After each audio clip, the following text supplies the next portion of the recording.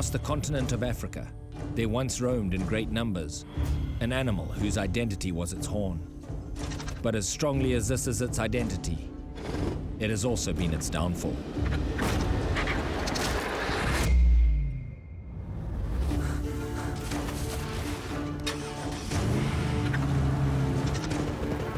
When people and animals collide, things are never simple.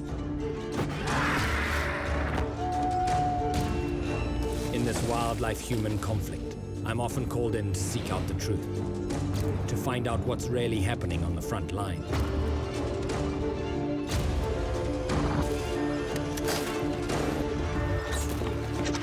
My name is Ivan Carter, hunter, conservationist, and wildlife investigator.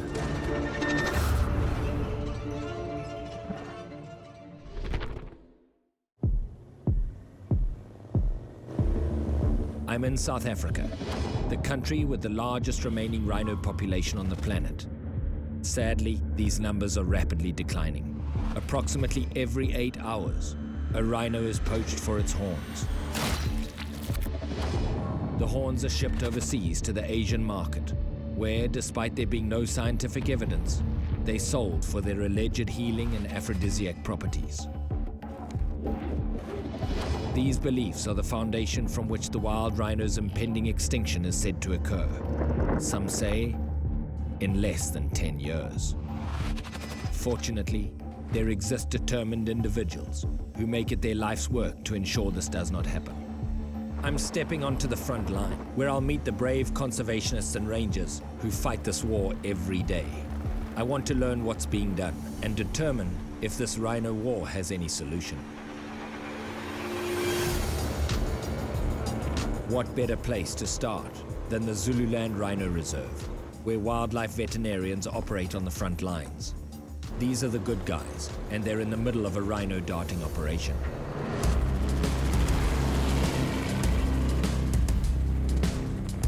Well, we're just coming out here to where the game scouts have been watching a rhino that's destined to be darted this afternoon. It's part of a research program here, which is really about mapping and plotting the genetics of the rhino.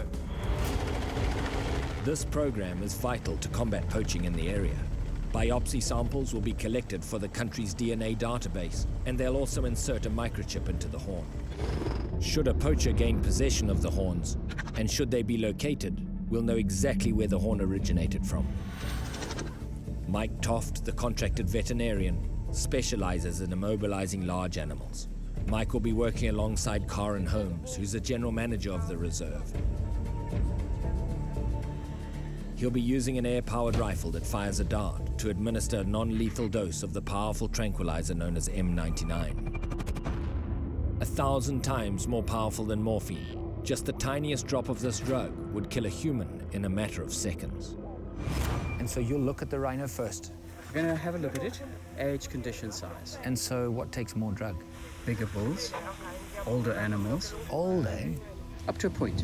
Yeah. For each year, we virtually add 1 milligram of M99. And then from there, you start to fine-tune it. We don't go higher than 5. Yeah. Mike's actually going to prepare the dart while they're flying so that he can be absolutely sure, having put his own eyes on it. It's such a valuable animal, you want to be totally sure of that. And within the next few minutes, the chopper will go airborne. Hopefully, we'll get a dart into this rhino and things will start to happen. There's a lot that can go wrong. The drug and the dart will be loaded by hand in the moving helicopter, with a dose strong enough to kill a human in seconds. It's imperative that Mike is steady in the turbulent environment. There's no margin for error.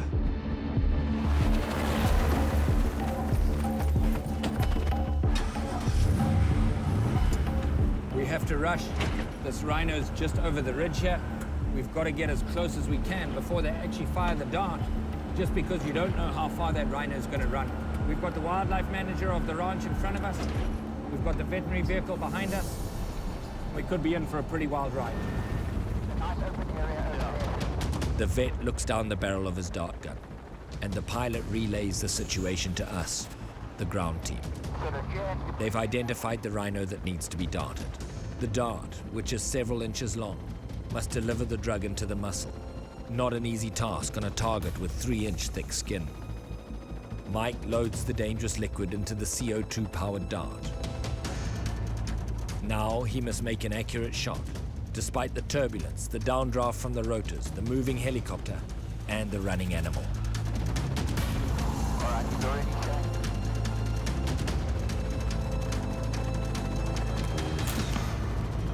The dart goes in. You can see the rhinos right below the helicopter. The dart is actually in. The helicopter's staying enough distance that the rhino aren't spooked by it. The one with the dartum is the one at the back. He's starting to drop his tail. His head is dropping down. You can see his tail is just limp, whereas the one in the front, its tail is curled up over its back. That shows that the drug is starting to take effect.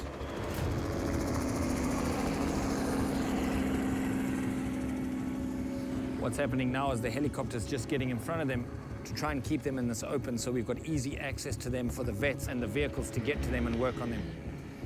The last thing you want is for them to get down in a gully or to get into some thick bush. The bull is ready to go down. You can see how he's high-stepping those front feet, but the young female that he's with is not wanting to leave, and obviously there's significant complications if she's standing right next to him while we're working on him. There, the bull has gone to sleep right on the road. The problem is there's a young female that won't leave him alone.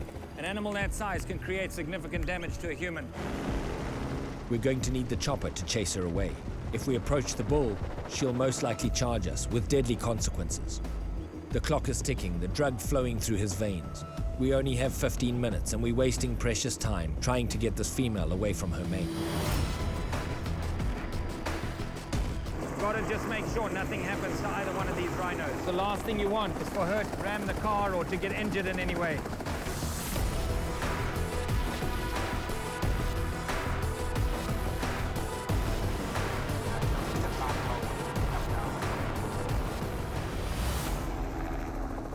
The chopper succeeds in pushing the female away, but the team must act fast. She could return at any moment. The vet's approaching the bull for the first time. The first thing they're going to do is put a cloth over his eyes. One of the effects of the drug is to dilate the pupils of the eye, so you can have eye damage if that pupil is just staring at the sky, fully dilated. You can see the speed that everybody's working at. The time limit is absolutely crucial. We've only got 15 minutes for them to do all of their work. They're putting socks in the rhino's ears. That's just to minimize the stress of all of these sounds. Now what we're going to do is push him over. We must push the rhino onto his side. Even though being on his sternum is better for his respiratory tract, blood supply may be cut to the extremities, making it difficult to stand the rhino up again. That little cow is still wanting to come back. It's really important that she's kept out of the way for the good of her and the good of us. Now what's happening is Dylan's pouring water over him. They've got a propensity to overheat during this kind of scenario, and so making sure that he stays cool and wet is absolutely crucial to his well-being. Karen is doing the measurements. She's measuring the width of his lip. Everybody is extremely focused at this point. First, they take biopsy samples. This helps build the country's genetic database as these rhino are moved and as they are bred. Blood is drawn, from which the DNA will be collected, and a little bit of the antidote is given just to keep the rhino in a slightly less depth of anesthesia. Finally, and most importantly, we insert microchips into the horns and into the skin behind the ear. Most of the information gathered here will be used indirectly to combat poaching. It may not be harder for poachers to kill this rhino, but if this rhino is poached and if the horns are ever located on their journey east, it'll be easy for the authorities to identify where they came from. So right inside this needle is the microchip that's going to go into this horn, and then into the back horn, and then under the neck.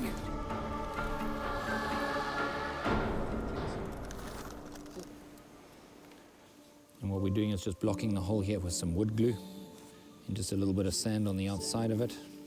And that microchip is going to make that horn trackable for the rest of his days. That's a chip in his body, so that if they were to find his carcass and the horns were removed, you'd still be able to know exactly which rhino this is. It's amazing to just see how much has to happen in this 15 minutes. Everybody's working really quickly. And this is a side of conservation that a lot of people don't realize actually happens. The rhino's starting to breathe a little differently. In a few minutes, he's going to get a full antidote. And then a couple of minutes later, he's going to stand up and leave, no worse for wear whatsoever. and hopefully he'll get to live to a ripe old age. Just getting ready to wake this guy up. Obviously, the sooner we can get him up, the better now.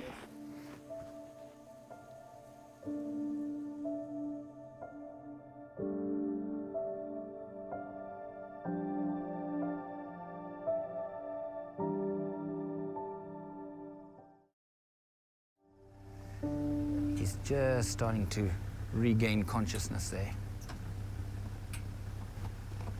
Here we go. And he stands up, a little confused. White rhinos are social animals, and as the rhino starts to regain all of his senses, his first reaction is to wander around looking for his mate.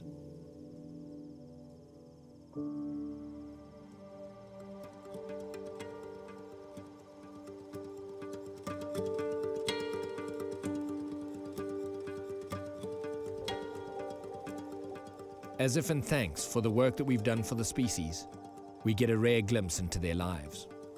There's a lot of people out there that say, by saving one animal, you can't make a difference. Today we made a difference not just to one rhino, but we made a difference to two. And that's what really matters, if we can all just make a difference.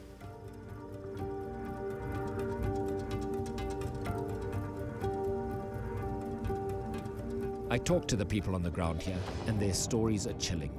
They talk of a trade that has brought an entire species to the very brink of extinction in many countries north of where I stand. They talk about the brutal defacing of rhinos, in some cases, while they're still alive.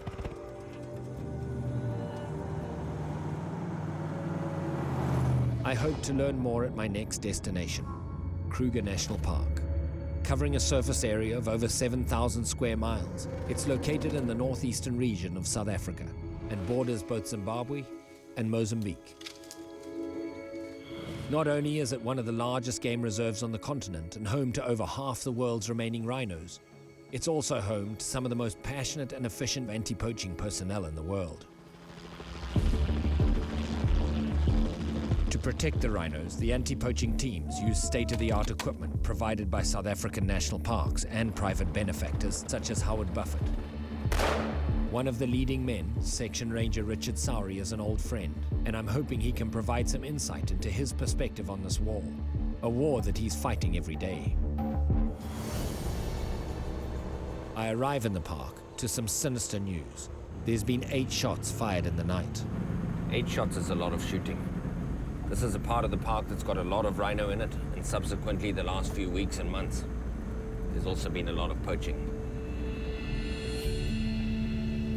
Richard is on duty and has asked me that I meet him near where the shots were fired. Morning, Rich. How's it, mate? How are you? How are you? Sounds like some shots, eh? Yeah, about 2 a.m. They were heard by some of our clandestine patrols. We had a hunch the guys would be operating in this area, so we put clandestines out. Only we know where they are, or I know where they are. Clandestine patrols. Richard plans these undercover patrols and is the only one with the knowledge of where they actually are. The rangers quietly camp and listen, immediately reporting to him if they see or hear anything that may indicate poacher activity. So you reckon over here, just in this little valley, is that where they said, eh? It was in this direction, general direction, so we're going to have a look. We've got guys looking already. They've been operating since first light. They could have wounded an animal, you don't know, but that many shots, it's probably pretty likely there's something down. I have no idea as to what we're going to find. One thing is for certain. If 8 shots were fired, there was absolutely a contact of some sort. It really is a needle in a haystack type of scenario. The clandestine patrol was just up in this valley here. I think that the shots were fired somewhere along just in front of us here. We're gonna move in here, having a look for any kind of sign of a rhino running, any kind of sign that there may be a dead rhino, any sign of human footprints. You'll notice that Richard's actually got his heavy caliber double rifle. That's just in case we bump into any one of the heavy bone, thick skin animals that are frequent in this bush, whether it's elephant, buffalo, rhino. You know, and having had shots fired, there could be a chance that any one of those things could be wounded, and you need to be able to stop them if they try and kill you. The anti-poaching guys have all got military weaponry. After all, they're hunting humans. We walk further into the bush, closer to where it's thought the shots were fired. hoping that perhaps we'll find nothing, but nervous that we'll find a massacre. Oh, look there. There's a carcass. It's not a very big carcass.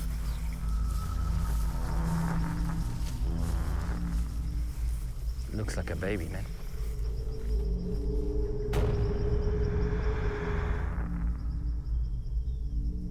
There's a carcass. Looks like a baby, man.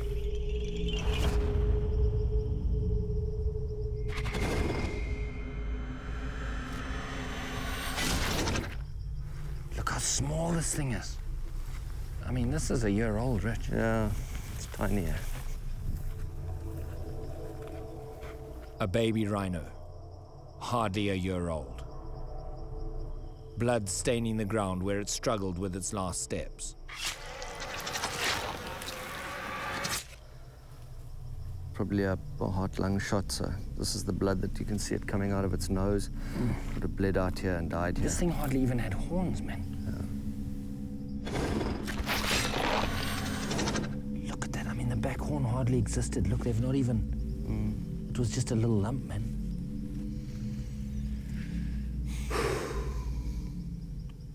You know, it's hardly a human being that can kill a baby. I mean, these guys are after the horn. This thing hardly even had a horn. This thing was probably just at the end of its first year of life. This has got to stop, Rich. This has got to stop, man. You know, you get so hardened by it. You see it so often. This little guy could have added so much more value than just to the poacher, because that's the only bloke who's going to be benefiting from this.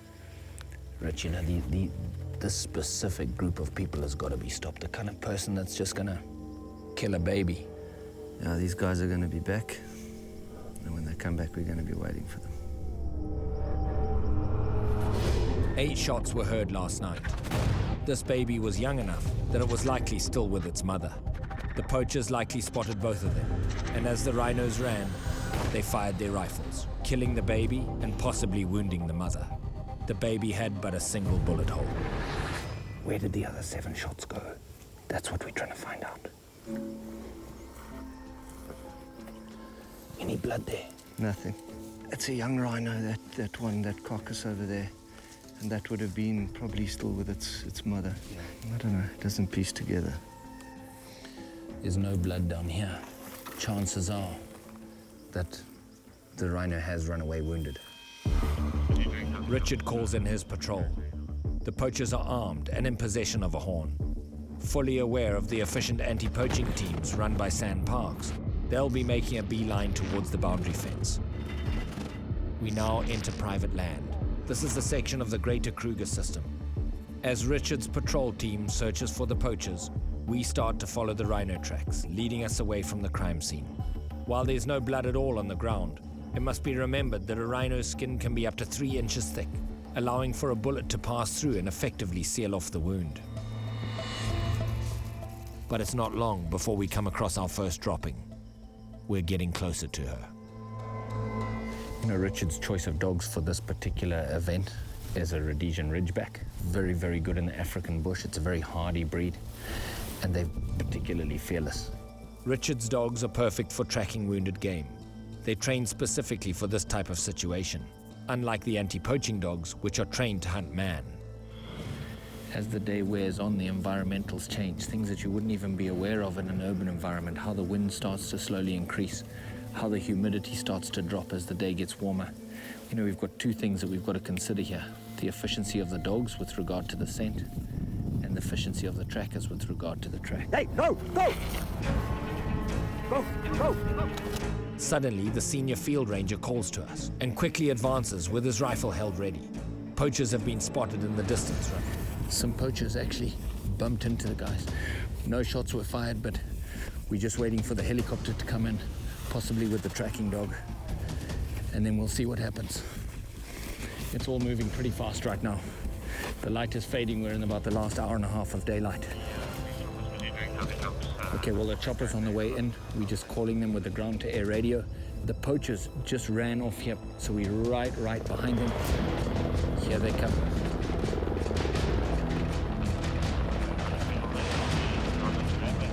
Rich, Richard's just talking them in, telling them exactly where the poachers went so that they don't destroy any scent. We're just going to get out of the way here. These guys are going to get on the ground as fast as possible and get in as close as they can to where the poachers were last seen. To protect the identities of the task force, we cannot film their faces as they touch the ground. But they are soon on the tracks of the poachers. The dog picks up the scent and pulls strongly on the leash. That dog's going to be on those tracks and surrounded by people who are very good at hunting other people. It's going to be a bad couple of hours to be a poacher right now. That's a Parks chopper going over. Those guys are looking out from above. If these guys make a break, if the dog gets too close, if the people get too close and they make a break, that Parks chopper is going to see them instantly. Okay, copied. Thanks. Thanks for the update, Tyler. I just got a call on the radio. They say the dog's running on that track. Awesome. It's fresh now, so That's awesome. should be good. That's awesome. You know what? Once you've got a dog on your heels and you're surrounded by task force, there ain't no many places you're going to run. Military precision and equipment highlights the truth of the conservation war that rages here. This is the reality of the Rhino War. This truly is modern-day conservation. These are the stories that nobody wants to talk about. But the South African national parks, this is the essence of the success that they enjoy with regard to their wildlife. It's because of this kind of reaction, it's because of the millions of dollars that go into protecting this wildlife that is going to be here for our children's children.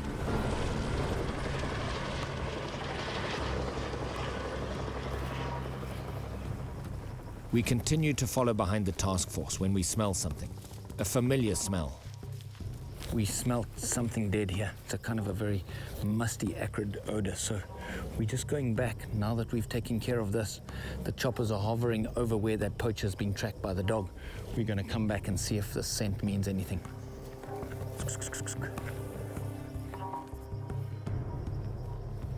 Ivan.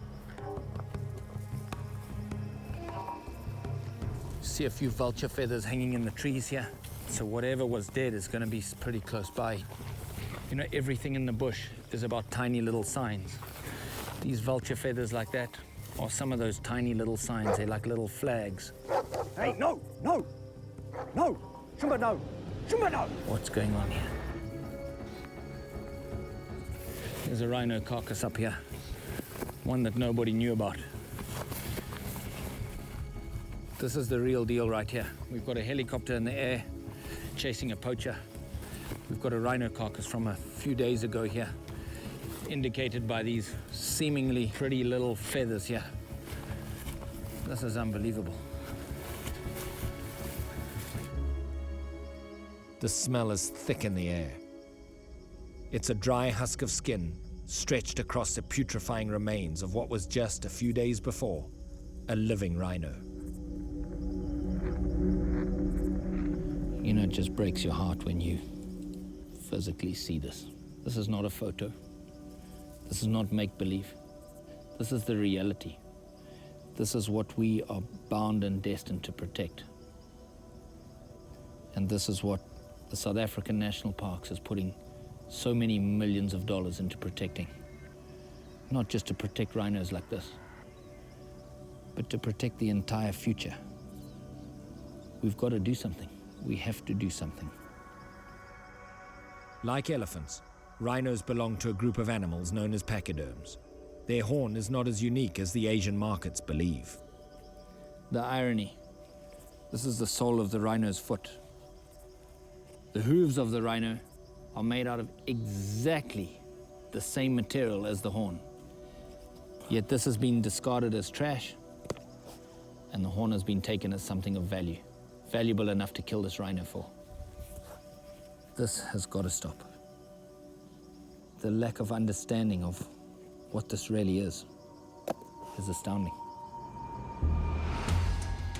Jeffrey saw poacher tracks over there. Another one. No, that's the poacher tracks from these guys. They've probably come to check where they've been operating. There are fresh tracks walking past the carcass. These poachers are regulars here. The Jet Ranger with the forensics guys are inbound to the initial coordinates you guys gave us. Okay, copied. Now on the track, they've picked up some bags and stuff the guys have dropped while on the run. So now they're bringing police helicopter with a forensic team to pick up the belongings. Until you get in the middle of this, you have no idea. It's a war. Daily.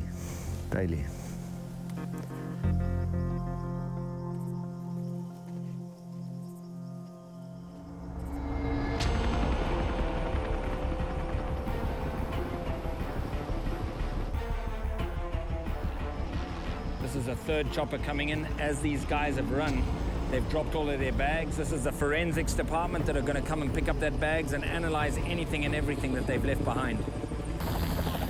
All of this is an effort to stop these poachers. And this is the only way that we're going to do that.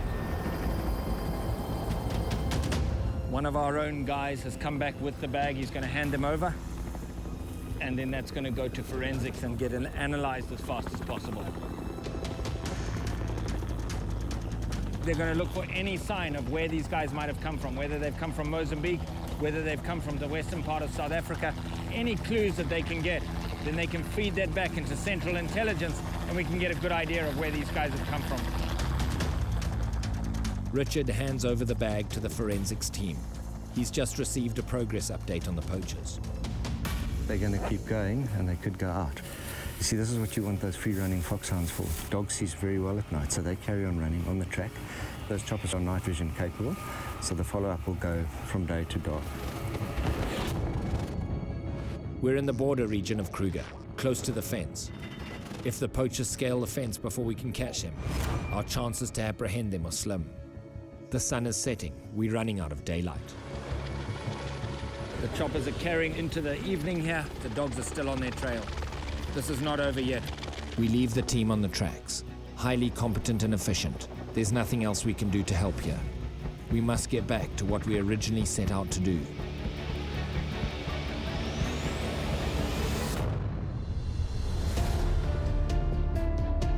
Every day, countless lives are lost to a war fashioned purely out of mythical belief. And here in South Africa, that war is raging. Rhinos are at the center of it all. Their horns are their most fatal asset. Traded through many Asian countries, the rhino horn is said to be a status symbol for the wealthy and for the elite. I know who's fighting this war. The brave conservationists, the rangers and the vets. And I know how they're fighting it. With microchips tracking the horns and military-trained personnel on both the ground and in the air. Now the question remains, is that enough to stop the poaching epidemic? What additional efforts are needed in order to bring this deadly war to an end? Will there be a future for the rhinos? Or will this story end in a grim conclusion? I continue my search for answers here in the Kruger National Park, where we've been following the tracks of a mother, whom we suspect may be wounded. I've asked Livingston to help locate her. He is a man who stood right next to me through some hair-raising moments over the years and whose tracking skills are exceptional. Great trackers gather far more information than meet the eye. From a single track, they can tell the age of the track, the age of the animal, and often what it's likely to do next. Having a tracker like Livy is absolutely crucial. I can see the odd track here, but he's following it like it's been drawn in paint on the ground. It's unbelievable just watching him work. Before I can call Richard and mobilize the vet team, I need to physically see this rhino. It's eating here. Yeah, You can see how it's snipped off. These grass stalks, look here. They look like they've been cut with a pair of scissors. That's from the rhino grazing here. As he's walked through, it's almost cut it like a lawn.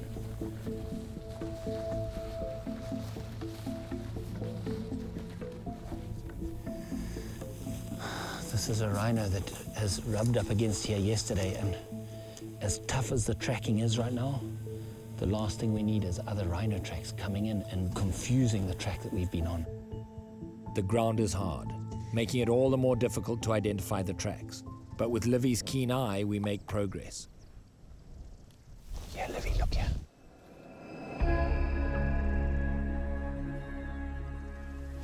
I can't see any bullet holes, but you know, these rhinos have got such thick skin. It only takes rolling in one wallow, and it can close up a bullet hole. We're pretty secure that this is the same rhino that we're following. These are the tracks that we left yesterday evening. We've just got to now make sure that we get far enough away so that I can talk freely to Richard without disturbing it. Let's carry on out this way. Every sign tells us this is the mother. She looks okay, but a bullet hole is small and can easily be hidden on the huge hide of this animal. I back out and call on the radio to Richard.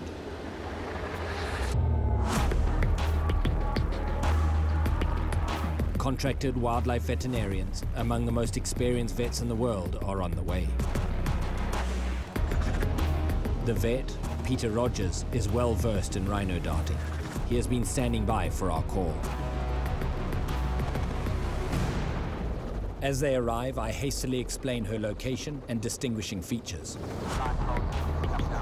Okay, this rhino is right down here in this valley.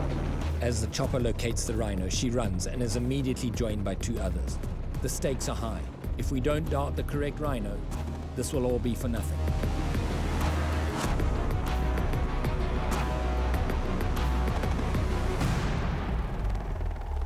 The chopper's going in low and the dart is about to be deployed. Now is probably the most crucial 7 minutes of the whole affair. If that dart goes in properly, you've got about 7 minutes till the rhino goes down.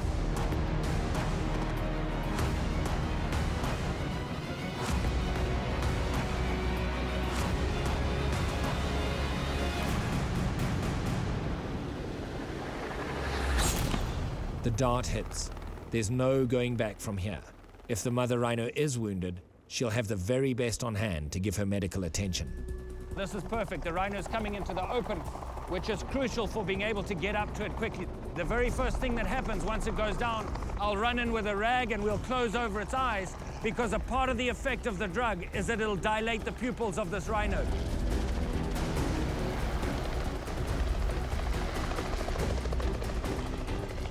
Just got to watch for the signs whether the dart's actually taken effect. Its head is starting to drop. You can see the bright orange dart in its drum.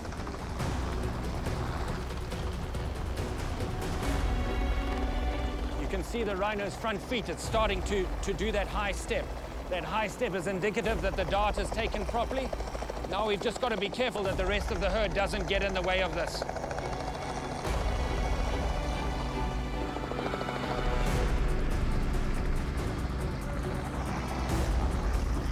See that high step. This rhino's very close to going down. She's about to go down. We've just got to look at both sides very carefully. Just got to get around, try and minimize the stress of this whole situation. Okay, you can see her eyes are really, really wide. You can see the dart in her rump there.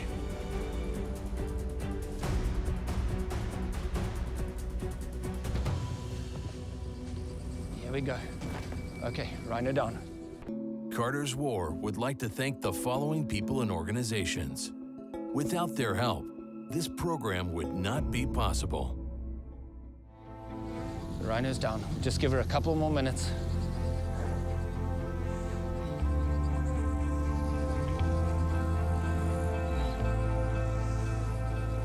Here we go. Okay. Okay. Just have a look on that side, Rich. I'm not seeing any wounds at all on this side.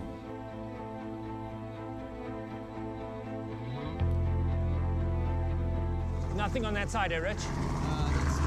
Fantastic. There's nothing on the front, just the normal scars. There's nothing wrong with this rhino at all, which is fantastic news. This is awesome. Now the vets have got to work really, really quickly. We've got about 15 minutes before this rhino has to get back up on its feet. You can see the shaking. The shaking is just the normal effects of the drug. We're going to just try and stand her up on the brisket, which is a lot more healthy for the rhino with regard to fluids in its lungs and its respiratory system. 1, 2, 3. Okay.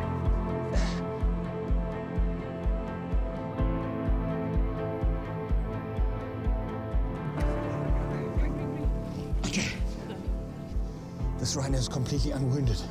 This is a great moment right here. But we're going to take advantage of everything. What we're also going to do is some transponders are going to be put in the horns, do all of the measurements on this particular rhino, and we're going to notch its ears. That means it's going to have a visual signature. Getting some oxygen in, you can imagine an animal this valuable, not just this valuable in dollars terms, but this valuable to the entire ecosystem. There's a lot of pressure on the vets to make sure this all goes well. There's no visible wound. A flood of emotion and elation take over. It's a glimmer of hope in a grim circumstance. So as you can see, a giant amount of effort going into the overall welfare of this animal, not only in the fact that we spent all of this time looking for this animal. But now that it's down and we've realized that it's totally unwounded, we're taking full advantage of all of this to make sure that there's as much data gathered from this particular scenario as possible. It's going to go into a database, and it's going to lead into the conservation of this as a species. You know, Rich, as sad as it is to lose a calf like that, just knowing that the prime breeding adult is okay, I mean, this is the most important asset to the whole system, to the wildlife as a whole, are your prime breeding adults, isn't it, eh? Particularly a cow. The vets administer the antidote for the M99, and it flows through her veins.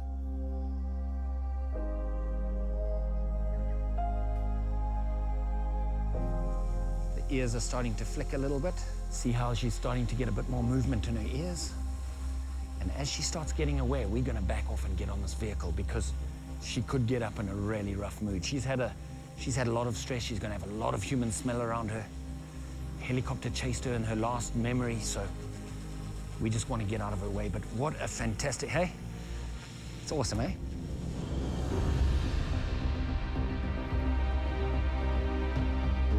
As the rhino stands up, for a brief moment, both Richard and I forget the war. We forget the death, the faces hacked off. We forget the blood and the horror, and we bask in the joy of the moment. A moment where this rhino takes her first unsteady steps into the rest of her life.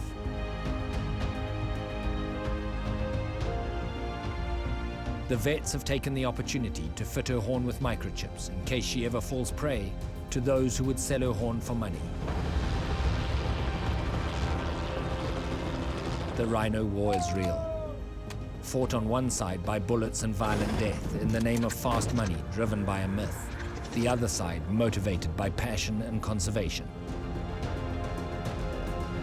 Sadly, to most people, rhino are just numbers, their lives statistics. It may be a grim conclusion to this journey, but this is the reality of the rhino war, and it happens every day.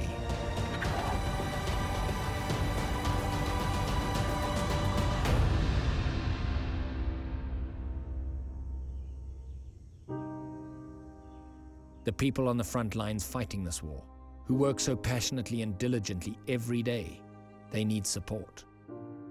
My support, your support. They're fighting a war, and with our help, we'll be able to do it ever more efficiently. I truly believe there is hope.